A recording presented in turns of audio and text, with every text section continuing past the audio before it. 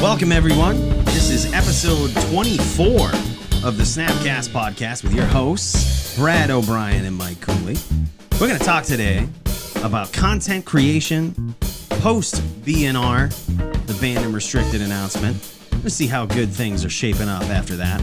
Then we're going to talk about, more importantly, the world starting to open back up. Playing Magic again with real people. Real people, man. Real people. Yeah, I'm excited about that, man. It's good to be back in the studio with you, bud. It is it's a crazy week in the world, but we're here to talk about Magic. And it's a good week for Magic because Monday night, RLGS had its first live event. Finally opened back up, man. And what a refreshing event it was, man. You say that because you 4-0'd. But I think even if I didn't, though, man, there were so many people there that were happy, that they were just elated that, like, you can play Magic again. You can play Magic with people again. You can trade cards with people in person, like something that, I think a lot of people had speculated on, like, hey, when I can finally go back to the shop, what am I going to trade for? What am I going to pick up? What am I going to play? And we've got some very anecdotal answers on our end as to how things are shaping up, man. So I'm gonna be real upfront for the people that listen to this podcast that didn't happen to be at our LGS on Monday, June 1st. I didn't make it to that event, but I'm looking forward to going to play tomorrow night at our F&M. Now, I did show up at the shop, though. You did. I was going to say, you were there. Like, and I didn't want to not be there on the first night. I just couldn't be there to play the event. And it was a homecoming. Man, there were so many people there. There were a lot of people there, people that maybe hadn't made it out to a lot of events just before the shutdown. So it was great. I mean, we got to see, I don't want to list everybody because I know that I'll forget some people. Oh, yeah. But there were a lot of players that hadn't been able to make it because of work or other things. And for this grand reopening, so many people poured out. It's cool because some, workplaces were still kind of out of the, they're still closed down. So you saw a big resurgence of people that played Magic that might not necessarily be at work right now. Like, myself included, we're, both of us, we're kind of working from home more than anything. So it's like, it's pretty easy to just kind of be like, all right, like I can just head over to the shop right after work. Like, you ain't got to worry about going home, eating dinner. Like, you've been kind of doing your thing all day. But yeah, so it really brought like a good number of people to the shop, but also just great faces that we don't see as much as we should, before the whole shutdown. And a great feeling of unity. One of the things that is so important to Magic is the gathering. I showed up, I don't know, about 8:30, 9 o'clock for an event that started at 6:30. Everybody was there. Everybody was excited. I felt like people were excited to see me, which is a cool feeling. And I got to catch up with a few people that I hadn't seen in a long time, talk about what's going on, talk about the BNR that we're going to talk about later and how that was impacting people. People immediately said, hey, do you need this foil General Kudrow for humans? Because I know you're the humans guy. Yep. I know I had announced all of these things in a different order, but we should really just dive right into this with start with the really happy thing that like we're both pumped that like the shop has opened up and just kind of talk about the experience there. So like, did I tell you what card people swiped out of my trade binder as soon as I showed up? Did they swipe it or did you get fair trade equity? I technically got fair trade equity, but it was like one of those times where you're like, well, everybody wants this card, man. So the card I'm talking about is Grindstone. Like this was the one. People were snapping this up. I think I engaged in like 2 or 3 trades. And right after the first 2 trades, I had no more Grindstones in my trade binder. Like I only had 2 there in the first place, but like each person definitely flocked right to Grindstone. It was like, I want that. Which EDH players? That's kind of what I'm thinking, man. Yeah. Like if they were, I don't think they're playing Legacy. Yeah, I was gonna say, and if they were, like the first person probably would have got both of them. Yeah, you know what I mean. But also you kind of notice the Painter Servant now being legal. It's like I think some people during this quarantine time might have noticed that that's a legitimate combo. Like, that's if you're playing multiplayer Commander, like it's kind of a fair combo. And I know that sounds... It's only 2 cards out of 99. Right. But and that sounds weird because someone instantly loses the game from that. And you're like, fair combo. You're like, you just instantly win. Not in a multiplayer game. Like, you can only target one player at a time with that combo and make them lose the game. So it's like, it's kind of fair. It's different than like the combos where you go off and everybody else loses. It's like, all right, don't mess with me or you will die. You know what I mean? Which sounds like the deck you played going 4-0 in the event with. Yeah, so this was a modern event. We should talk about that. Absolutely. And something that we talked about last week a little bit was how the shutdown or how the return from the shutdown would feel as far as excitement surrounding formats. You have an opinion on that? So I thought for sure Commander would be in there, which I think from a lot of the trades that I engaged in, a lot of people were looking for, Commander a lot of Commander stuff. But the other thing, man, was friggin' Modern. Like Modern making a resurgence. And in fact, I know this is like a really anecdotal example here, but like, our shop owner, guy's awesome, man. He opened it up to the public vote for all of his patrons at his store.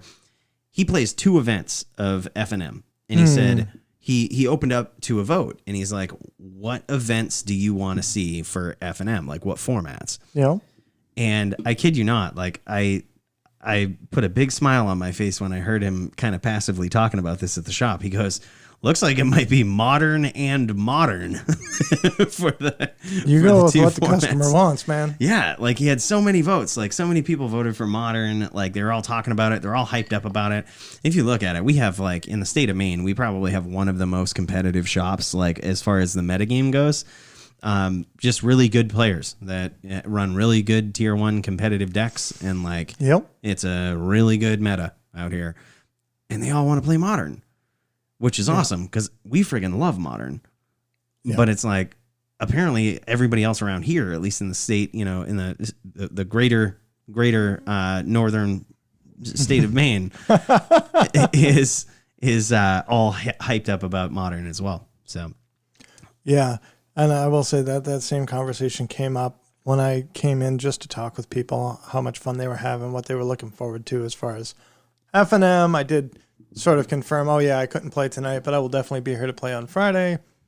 I'll bring a Pioneer deck, and the conversations were, I wish is the 7, can we make the 7 o'clock Modern? Like then there's a lot of people that can't make 4 o'clock Modern that would show up to play 7 o'clock Modern. And I realized, I said sort of jokingly last week that the shutdown might have really put a hamper on the growth of Pioneer, at least in paper play.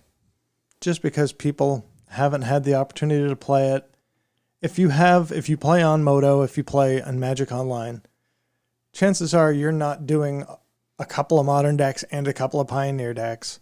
You might have a deck. If you've been playing Moto for a long time, you probably had a Modern deck on there. Mm-hmm. What people want to play when they're coming out of quarantine, they want to hang out with their friends and play Commander, or they want to play their Modern decks that they haven't gotten to play in 3 months that are what they've invested years in. Yeah. And also those Modern card prices dropped pretty significantly over quarantine. Like, there was a point early on where I think a lot of them just dropped, and, no one was playing on paper. And I think a lot of people were like, all right, well, I'm going to pick these up, man. This is a sick card. Maybe some of them are legal in Pioneer as well, which is also, like you said, people weren't playing it. Like you didn't really have a venue. Your only venue to play it was Magic Online. Yeah. At that point, you can't play it on Arena. So that's kind of why we saw some historic cards pretty stable through it. I think like cards that were legal and historic, people could actually play that format in not only Magic Online, but Magic Arena. So, the formats that people picked up some of these cards for when they dropped or through quarantine or just happened to get them through their interest in historic, man, they're really paying dividends in the Modern format right now. But it could also just be that people friggin' love Modern because it is the best format that has ever been created. Well, I'm very intrigued to hear you say that as sort of the older school player, I think of you as the old school yeah. guy out of the two of us on this podcast. Well, I've had that reputation for a while, man. Like, I've always liked the legacy and vintage and stuff, but if you look at why those formats were ever good in the first place, it was because like vintage was good at one point in its history because you could play all the cards. Like, you could say, all right, what's really the best deck? But then when people realized, like, I really can't afford to play vintage, this is even 10 years ago. They're like, I can't afford to play vintage. They had a different ban list and a different, a whole different playability in the form of legacy. So then legacy became the format where you could play anything and it was fair again. And now I think legacy is kind of approaching vintage in the sense that, like, sure, you can't play the Power 9, but there are just some really broken strategies that, like, you can't beat for a cheap manner. And it's all because of the reserved list. Like, you're not going to play a Storm deck without Lion's Eye Diamonds and dual lands. And those are going up right now. Man, they're stupid. Like, when we did our assessment a couple weeks back of, how much cards had gone up, Lion's Eye Diamond, I think I said with a reservation, I was like, dude, there hasn't been enough time for this card to spike, but trust me, get it. It was $200 at the time. What is it now? Just out of curiosity. Was it $200? Yeah, it was $200. Oh, yeah. And we did talk about, like, this was a card we suggested, wasn't it? Oh, it for damn sure was. I was like, dude, Luris. That was the single-handed reason why I suggested Lion's Eye Diamond was because of Luris. Market as of in mid-May, 245. Market May 25th. $350, dude. Average 350, but market, like, what copies are selling? 261. Yep. So even if we told you to buy them at $250 and you turned around and sold them for, if we told you to buy them at $200 and a month later you sold them for $250. A month later, you shouldn't be selling them, though. They're on the damn reserved list, man. They're only going up. Well, and we will talk about this later, but reserve list cards, though they trend up in the long term, are suspect. There's a high volatility there. Yes. Because when people think a reserve list card is popping off, it pops off hard for a minute. Yeah. And then it retracts because those prices can't always hold true.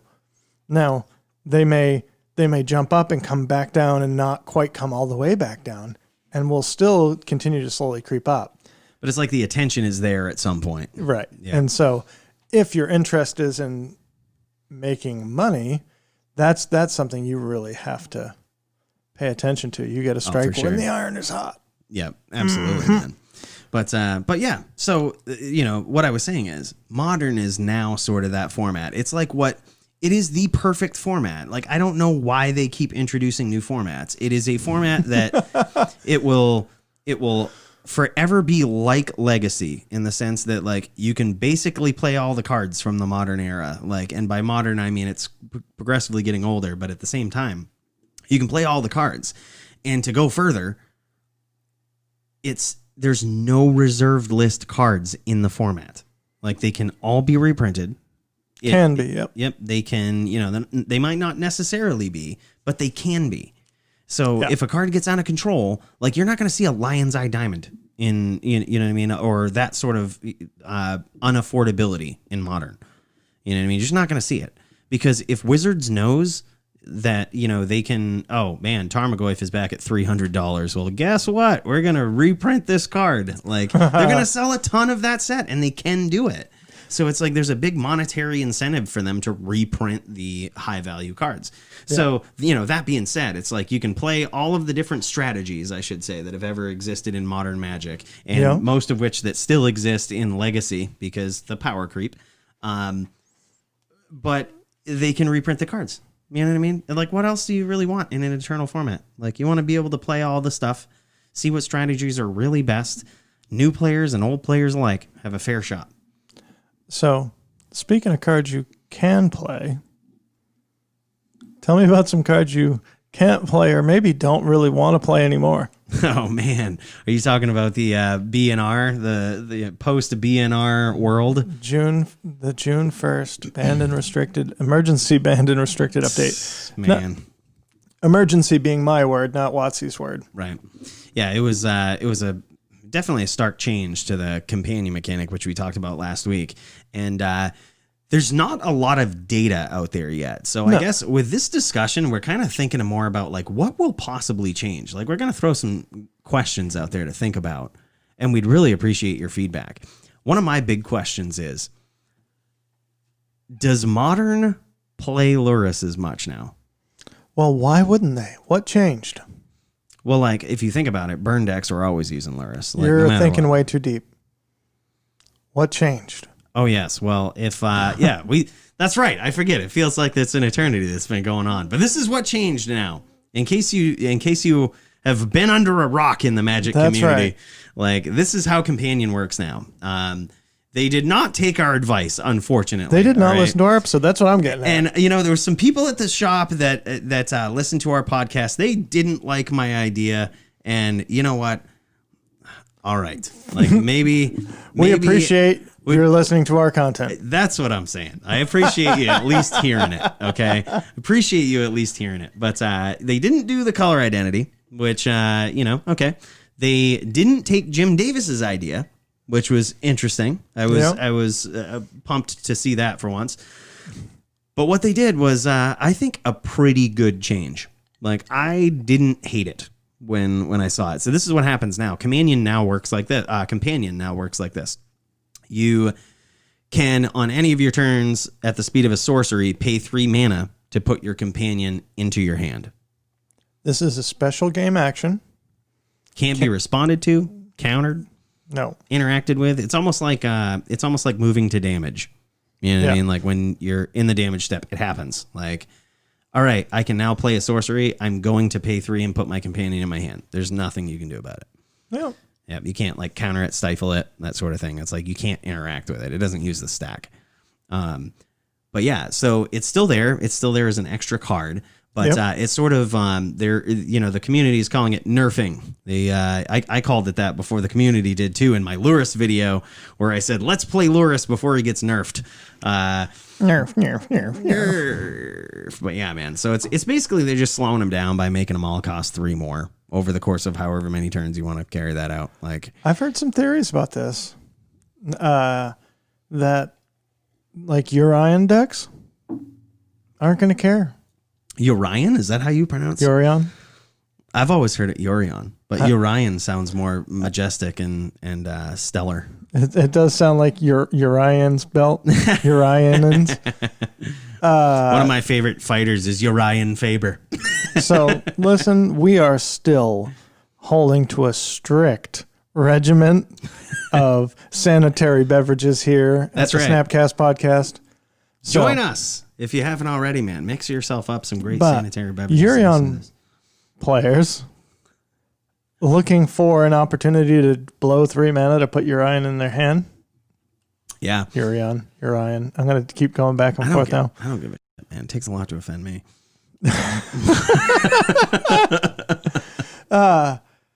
It's not a big deal for that deck.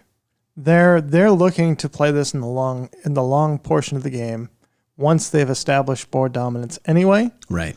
So it's just a matter of, I don't have something to spend 3 mana on this turn. I'm just going to put it in my hand. What sorts of companions do you think it hurts the most? That, you don't really, it's not as much of an incentive if you have to pay 3 for this guy to just put him in your hand. I think it's actually the fairest ones. Really? So like Giganta. Yeah. The 5 mana card that's a freebie from the sideboard that Tron has been playing, humans had been playing. That's now an 8 mana, probably over 2 turns spell. Nobody's going to bother. The impact on the game is not that great.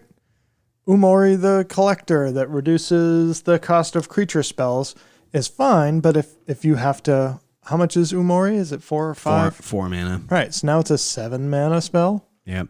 If you can't play your mutate creatures on turn 3, it's like you're just kind of skipping a turn at that point. Like, you got to get ahead of your opponent. On the other hand, I think Lurrus will still see play as a main deck card. Mm-hmm. And then in the White Weenie decks in Standard, it's still seeing play right now on arena in the sideboard because, again, it's just free. Eventually, if you flood, if you run out of things to do with your mana, you can put it in your hand. The next turn you play a land and get a 1-drop back. It might still be worthwhile. Yeah. So the low cost, high impact guys, I think we'll still see play, and I hope still hold some value for those of you that may have picked some up in foil, borderless. Yep. But I definitely think that the higher cost companions are pretty much done for, except for Urion, because the game plan of that deck wants to go long anyway. True. And is a tap out control deck. So on a turn where it just needs something to spend 3 mana on because it's not really reacting at instant speed. It's already got a Teferi on the board. What else are you going to spend 3 mana on, you know? Exactly. So do you think it hurts Obosh at all? Do you think it changes Obosh at all? I don't see, and that might be one, because it's so high impact and because you're playing 18 1-drops, you might have no cards in hand and 3 mana to spend. Right. That's kind of what I'm thinking. I was, this was one of the things that I think we were on the right thought pattern for, right? When we had suggested color identity, we kind of mentioned like one of those knee-jerk reactions of people is, well, hey, it doesn't change Obosh. And I don't know if I said it so bluntly on the last episode, but I'll say it now. Obosh is not good. Like, I shouldn't say he's not. It's not that good. It's not that good, right? Like, it never was a broken, busted companion. Like, the deck itself was decent. You know what I mean? It's just that companion didn't make or break the deck. It was like, all right, it's here, it works. If I land it, all my stuff does more damage. And I think it really doesn't change that too much. Neither did changing the color identity as well. So like I think we were kind of on the right track with that. Like we just kind of discounted Obosh. Like, okay. Like, I am still confident that your idea to fix the mechanic was the most interesting. Well, thank you. No problem. I love how you said that so carefully without saying it was a good or bad idea, but it was interesting. Well, I think it's a good idea because it was the most interesting. And because I think it would give them the most space in the future to continue to print companions, which from what I've heard on Twitter and other places, players actually liked the idea of companions. Yeah. Players didn't like how ubiquitous the companions were and how consistent the gameplay was. So if you could find a way to nerf them that allowed them to print more that weren't broken, I think your idea would have worked. I think this idea also works, but I think this means that they factor this extra 3 cost into design. Yeah. So do they make 1-drop companions? God, that's interesting.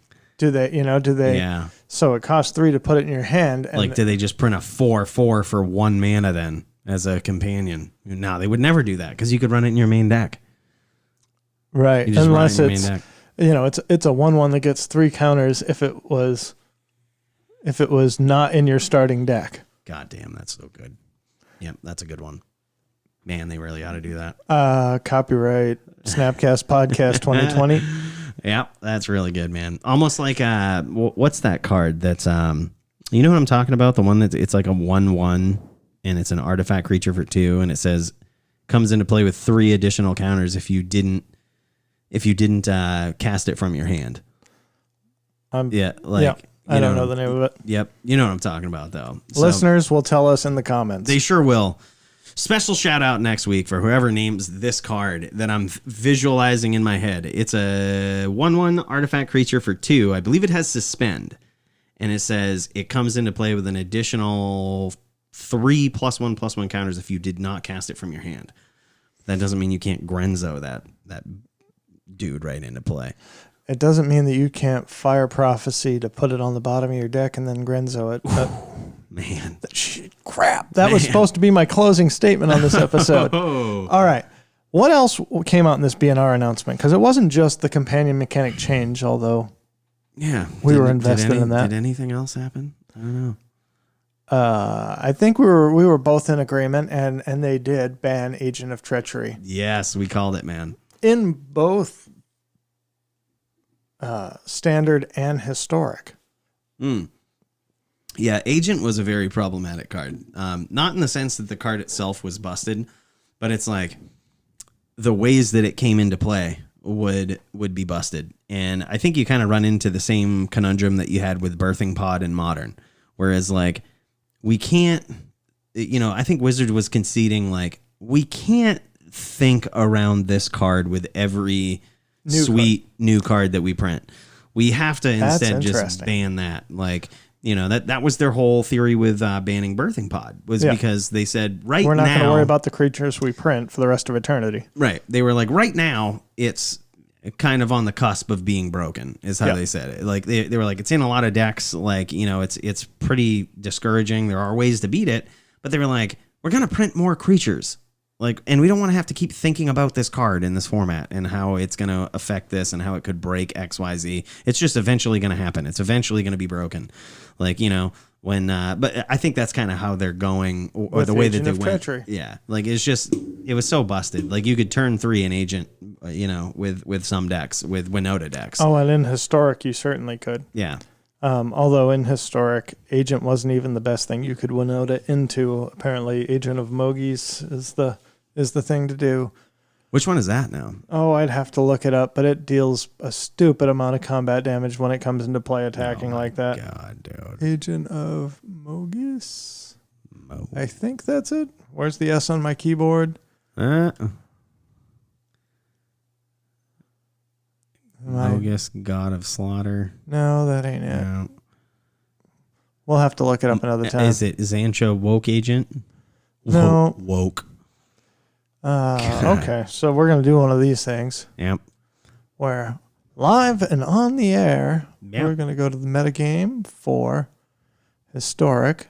Naya Winota. While you find that, I'll mention the other Angrath's Marauders. I don't know why I thought Mogus. If a source you control would deal damage to a permanent or player, it deals double that damage to that permanent player. Oh my god, and it's a 4/4. It's a 4/4. God, that's so stupid. It's a 4/4 for 7. So it's another 7 mana human. So you just win when Winota swings. You just win. If you bring out 2 of these guys, that's 16. Yep. Yeah. Yeah, I mean, so if you can get 2 triggers. It's obviously something else too. So it's probably, if you're like turn 1 dude,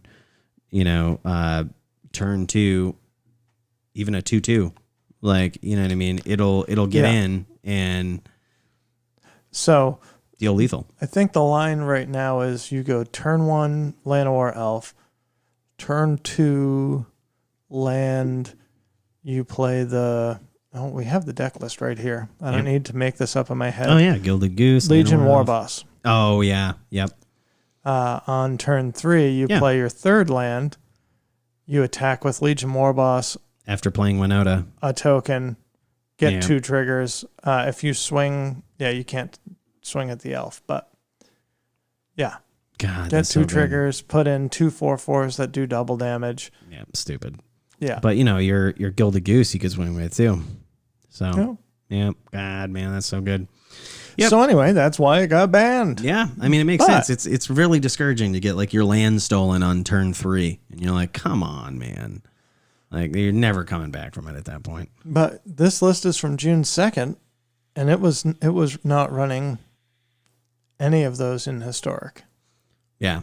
I mean, it's just a really discouraging feeling, I remember, in Standard. Like, if you knew they were on a Winota deck, and if you couldn't handle their problems, the problems that were in front of you on turn 3, you would never handle them with an agent on the board. Like it was definitely over. It was like the old Splinter Twin thing. Like, you knew what was coming on that turn 3. Like, and if you couldn't stop it there on their, their turn 3 before their turn 4, you just knew it was over. Like, and it's kind of how it is with agent and Winota. It's like, that they can't stop you because they would have taken care of the board. They would have dumped some of your dudes. They got nothing. So, just jam Winota and swing in. Game's over. Like, it's pretty discouraging, man. Of course, if you're playing against the counter deck. I think it's interesting that you went to, like, with Birthing Pod, I feel like they banned the engine because they couldn't account for all the possible ammunition. Right. You know what I mean? Like they're going to want to keep printing creatures forever. But birthing pod is only going to get to be a bigger and bigger problem. I've heard a lot of people talk about the Agent of Treachery ban more like, what did they ban before they banned KCI? Everything. Yeah. Yeah, they banned a lot of stuff that was just kind of beating around the bush. Yeah, and they left the engine intact and tried to go for the ammunition. Yep. And same thing with Mox Opal. They said, Mox Opal is super powerful fast mana. It's an engine that lets you get to unfair things. And they tried to ban so many other things before they banned Mox Opal. So do you think they did the wrong thing in banning the target instead of the engine? I don't know. But I'm talking about this because I find it interesting that was not your perspective, when the perspective that I hear from others so often is, okay, Agent of Treachery, if you play a straight ramp deck, can get to 7 mana on... I mean, if you're a straight ramp deck, you can get to 7 on 4 pretty consistently. Yeah. And then they get an Agent of Treachery and maybe steal a thing. Like, that's not awful. Right. But Luca, Coppercoat Outcast, and Winota both let you get it out sooner. Here's the thing. Those two are still legal. And as we just saw in Historic, the Winota deck doesn't even play Agent of Treachery because there's something better to get out with the engine. Yeah, that's interesting. So Winota's the engine. So it could also point to the fact that like maybe Wizards is like, yeah, we just want to print a bunch of broken cards like this. We're switching up our whole entire style. Like, you know what I mean? We're gonna just switch. We're gonna print broken stuff that's gonna cheat things into play. That's fine, but we're gonna get rid of this guy because he's too broken to cheat into play. Well, like, I'm certain that he doesn't listen to this, but Slater Claudel, a very active Magic player and high-level tournament grinder from the great state of Maine. He started a thread in our local community Facebook group about, okay, what do you guys think is going to be banned and why? And in that thread, I think it was the first time I had said out loud, Wizards really doesn't like Landy, and Agent of Treachery is Landy in Standard. It's the ultimate feel bad. Yeah. Yep. They want people to be able to play their spells. Yes. Yep. And so I think they did a good job with that ban. And it was one that we had talked about last week. I think we both saw that coming. Oh, for sure. But the conversation around banning enablers versus banning payoffs that are ultimately broken, I think the story remains to be told on whether or not it is Winota that is just too unfair because it triggers multiple times. I think that was an error in the design of that card. Yeah.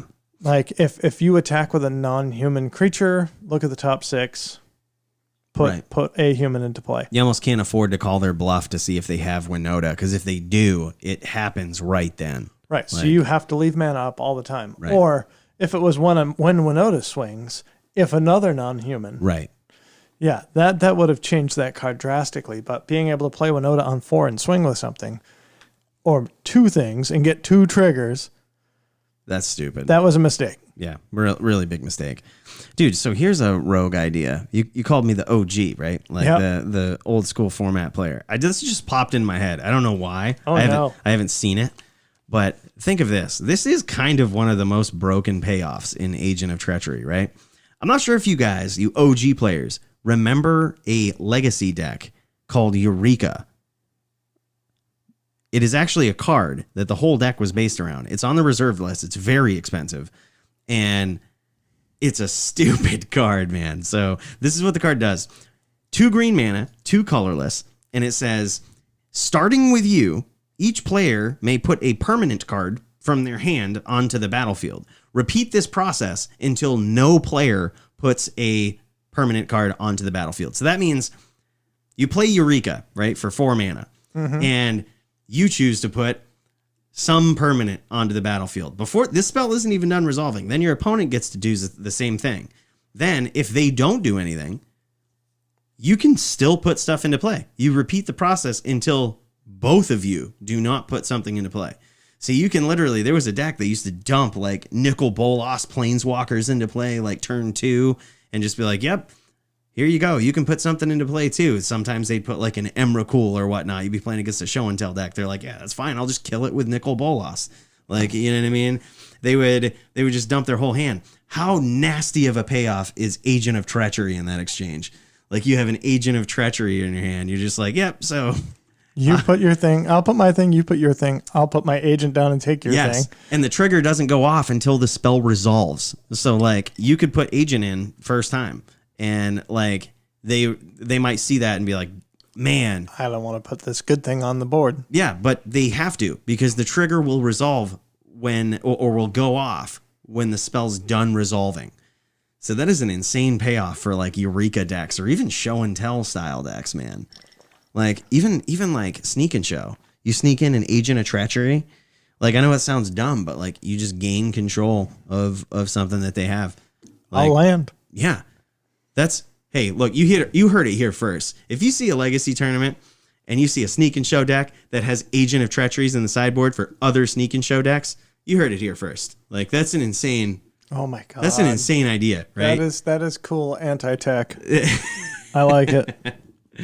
Well, and there you go. So maybe that was the card to ban because that card is super powerful. Yeah, it's like if you cheated into play in any way, it's so bad.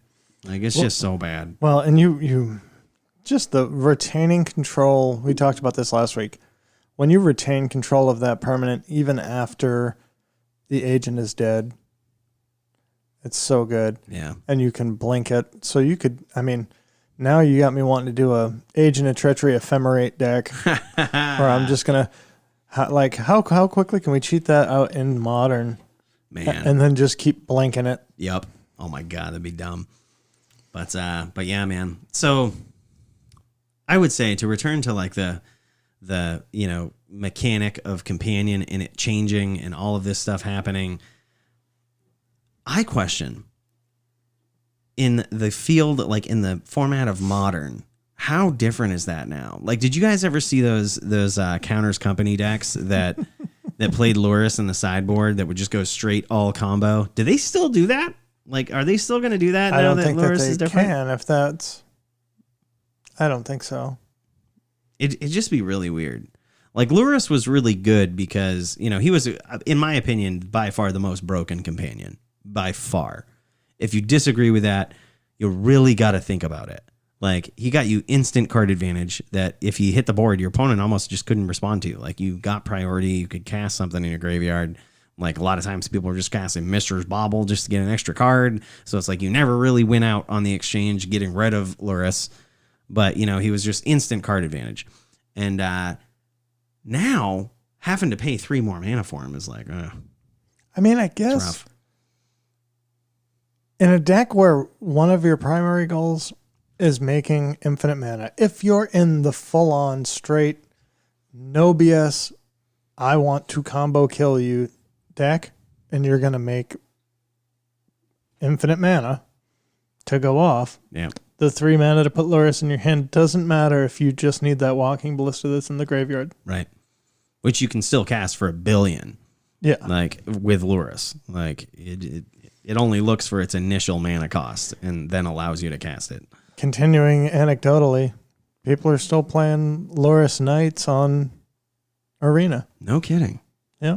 Well, in my experience, that deck never really casted Lurrus very early anyway. No. It was just like, here's a whole bunch of threats, and if you end up handling them, I always have Lurrus as a backup.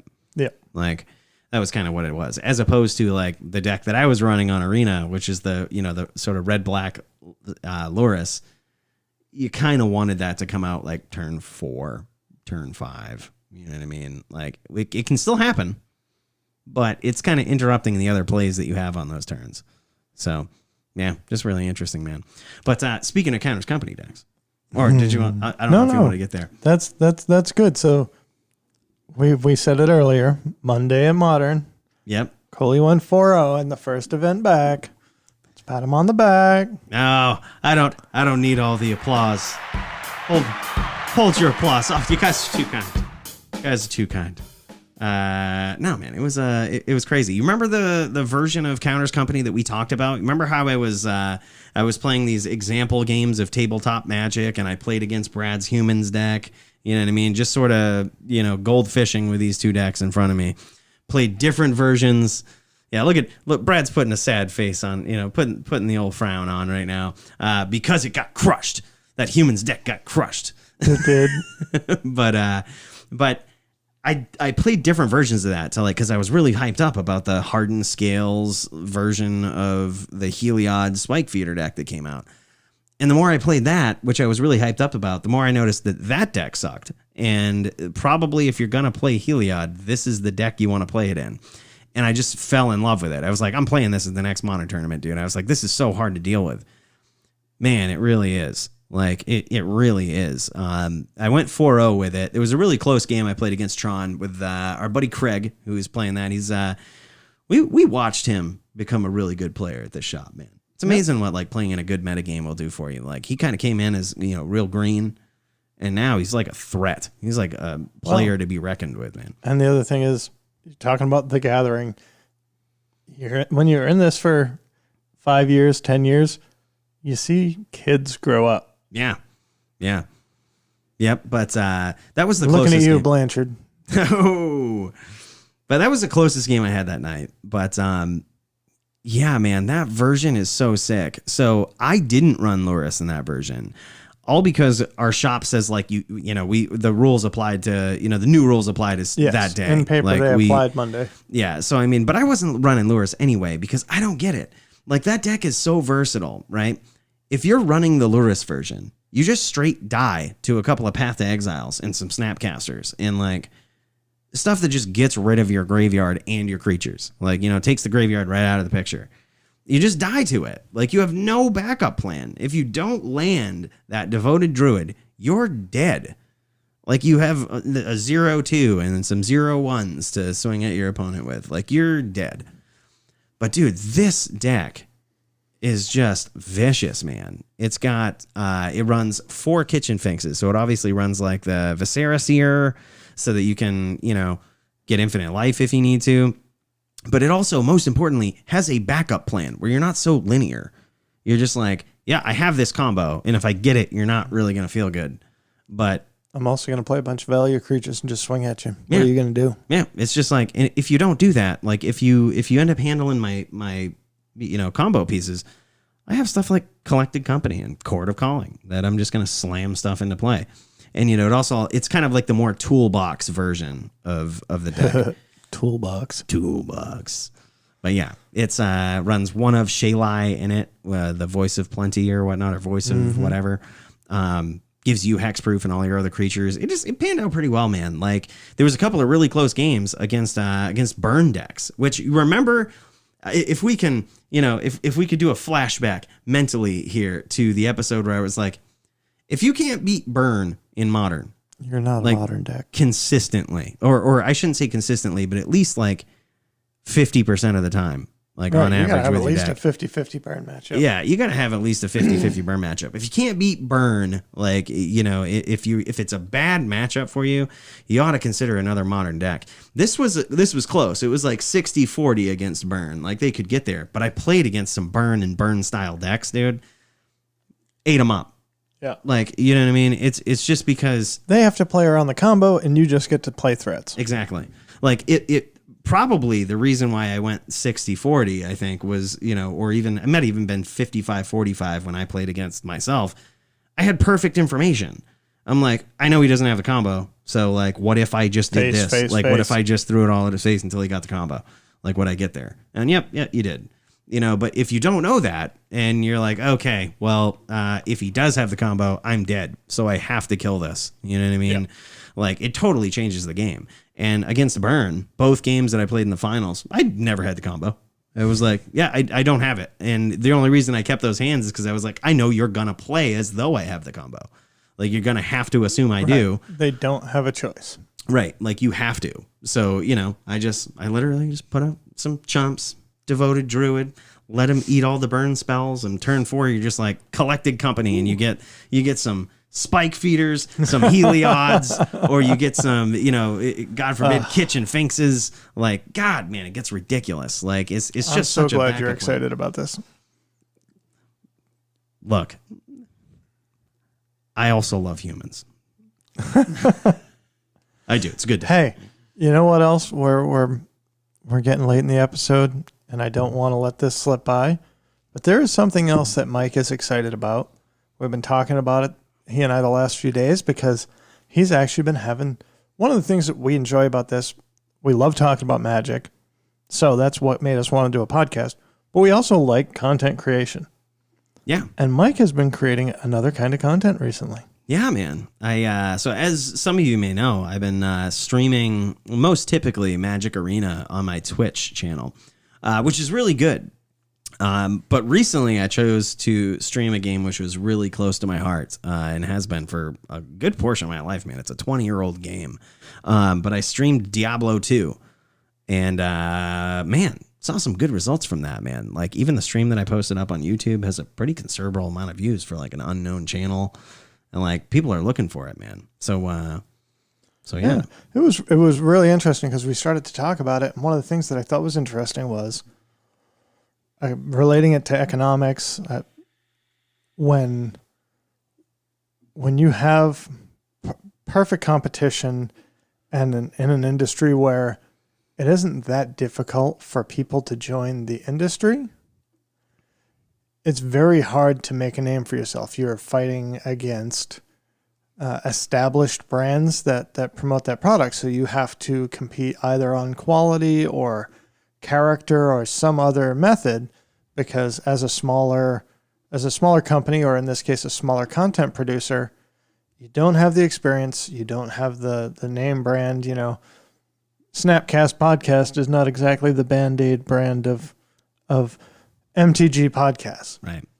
But when you look at something like Diablo 2, which has been around, as you said, for 20 years, it's actually, because it's not a current game, its fan base is big because of its duration. It's like a cult classic, dude. Right. And so the people that want to watch that content are voracious for it, but there isn't a lot of content producers for it. They're all playing like the newer games. They're all playing like COD or Magic Arena or whatnot, which is one thing that I noticed right away. Like, so I tell you this to let you know, if anyone has subscribed to me on Twitch and you see a notification that I'm going live playing Diablo, now you know the reason, right? Like, hey, it's a really I love the game. Like, if you want to see some passionate gameplay there, man, just, tune into it. But also, I still plan on streaming Magic Arena as well.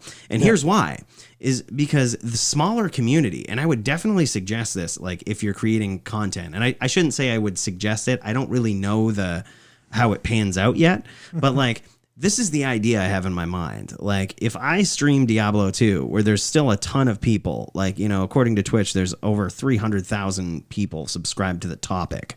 Like, they like that, Diablo 2. There's only at any given time like 20 people streaming it, as opposed to Arena, right? So like, Arena is a newer game. There's a ton of fans in the Magic base, right? Like, if you start streaming Arena, you're like one of thousands of people that's doing that, man. Like, it's a game that was made to stream. You know what I mean? It was they want you doing it. There's a lot of support for it. You can. It's really big. There's a lot of people doing it. But I wonder, and here's like my theory that I'm testing out, is what if you build up a base that's similar? Like, you have kind of the people that, there's some crossover between Diablo fans and Magic fans. It's kind of like still this magical, mystical, like, world. It's a fantasy game. Yeah, it's a fantasy game, and there's a lot of Diablo players that play Magic, and I wonder if the people that tune in for that will also tune in for Magic Arena games. Like, it's interesting. It's interesting. It seems like a better way into the Magic Arena realm when it comes to streaming, as opposed to just starting up straight only Magic Arena. So right now there are 62 people streaming Magic the Gathering, either Moto or Arena, on Twitch. Right now there are 13 people streaming Diablo 2. Yeah. Does it say how many people are subscribed to the Magic Arena? Oh, it does. Yeah. It's outrageous. 1.6 million followers for Magic. Yeah. Insane. But here's the thing. Right now, if you were to stream Arena on Twitch and you're not that well known and you only have so many people that start watching you, you have to scroll down 3 pages. Well, and so you might, if you start streaming Arena or whatever, people will find you because there's only 3 or 4 pages of streamers. But if you're streaming Diablo 2, you're on page 1. Oh yeah, like I mean, it was crazy because when I first started streaming Arena, I would get 2, maybe 3 viewers at once. You know what I mean? Which is pretty typical. Like if you look at most of the channels on Twitch, most only have like 3 or 4 viewers at once. Yeah. But the second I started streaming Diablo, I got up to like 7 or 8 viewers almost instantly. Like, you know, they just boom, join the channel. I got some follows like right away. I'm like, holy. Like, I'm not even used to this. I just ended up spending the episode talking about like cool builds and the stuff that I'd done and sharing stories with people that were like people from across the world that were interacting in the chat because they were interested in the game. Bless you. So, you know, so I sort of wonder, like, I wonder if, you know, that's a way to sort of bring people over. Because let's say you get a big following in one game, but there's some reasonable level of crossover in that game to another one. Yeah.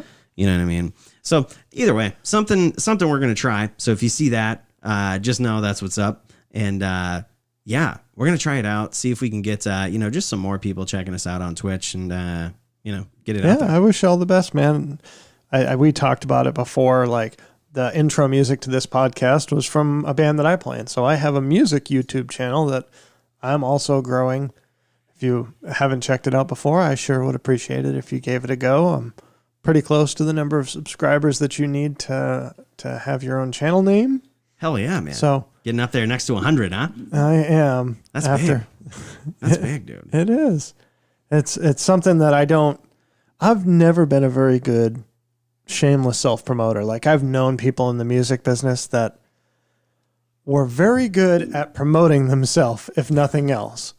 And sometimes and it's probably sounds mean to say this, but I know people that have been less talented, but they had a better work ethic and were successful because they could talk themselves up. Yeah. They had absolutely no problem telling people, this is where my band's playing. My band's awesome. Come see my band. Yep. I've never been that guy. So it's weird for me to say I'm enjoying the content production stuff. I've been enjoying doing a lot of video editing and things like that and wanting to grow that. Now I want to grow that YouTube channel and being active about it. So yeah, it's one of the reasons why when we cut a new podcast episode, I try and share it on Facebook. I try and share it on Twitter because I realize unless I get it in front of people, they're not going to know how cool the Snapcast podcast is. Mm-hmm. They're not going to tell their friends how cool the Snapcast podcast is. They might not have liked or subscribed to the Snapcast podcast on YouTube. Have you? Do it, man. That definitely helps us out. You know, supports the channel, gets us. In fact, they do these things on YouTube called impressions. And that's basically where they put your video in front of other people, whether it's on their, like, you know, their scroll down list on their end card or whatnot. And the more that you guys do that, the more it helps us out get on to you know, those sorts of venues on YouTube and get suggested to people. And then they get to, you know, weigh in on some of our content, give us some good feedback, much like you guys do. And then we grow and are able to bring better content to you. So there's one more thing we got to get to. Wait, is it? Yes. Okay. We're not going to do an episode without a snap this up section. Okay. All right. We're not going to do it. We got to tell you some good news. Mike found a card. I found a card. And then I was like, hey, is that one of those cards? And he was like, no. Oh my God. It is. It is. Dude, so it's on the D. It's on the D, the reserved list.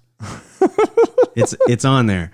So I didn't know this though. So here's the story. I went to the shop, right? And I just started doing a whole bunch of value trading. Like people, wanted my grindstones. So I'm like, they wanted to grind your stones. They wanted to grind my stones. So what I said was like, hey dude, all of these like random weird cards that I see that are sweet, like, foil harmonic sliver that just dropped significantly in price with the reprint. I'm like, yep, chuck that in there. Like, all of these just weird cards that like you always wanted, but the foil versions were ridiculous.